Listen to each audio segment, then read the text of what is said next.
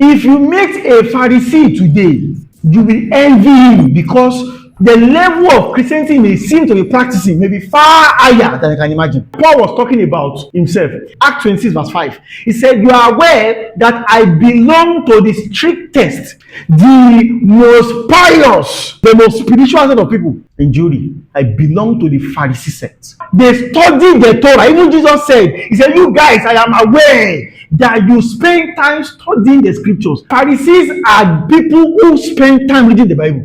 An average believer today will not even spend time. Pharisees spend time. They are Bible scholars. They know the Bible. Pharisees are people who emphasize the importance of good works. Go and find out.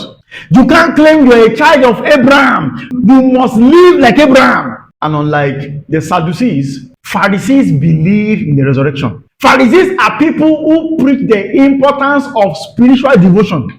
They are so spiritual that not only are they spiritual and devoted, even their dressing begin to speak it. I'm sure those who began the sect of the Pharisee, I'm sure they also have a good mind when they started it. Somewhere along the line, maybe a generation of Pharisees arose who began to do it as a show. But fundamentally, a Pharisee is a righteous man. Just look at the Pharisee in our story. How many of you fast 2 times a week? Even that once a month.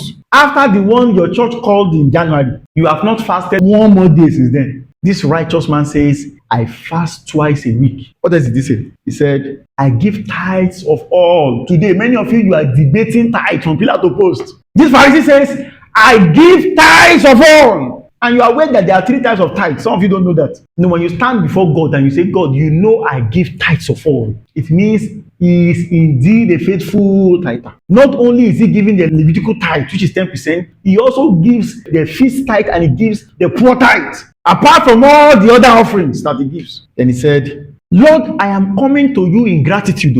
So this Pharisee is a grateful person. He said, God, I am coming here to thank you for what you have done in my life. That I am not like other men. I don't extort people. I am not unjust. I always follow due process. In my office, if they say they want to steal, I will say I don't want to be a part of them. I always live my life in a righteous manner. I don't follow the adulterers. I don't commit adultery. I am okay with my own wife. That's the picture of this Pharisee. Now, how can a man be like this and still be wrong? By the standard of the law, this is the best man fit for God's kingdom. A man that eschews evil. A man that is godly. A man that does not commit adultery. A man that does not steal. Does not extort like publicans, tax collectors. Collect money that is not their own.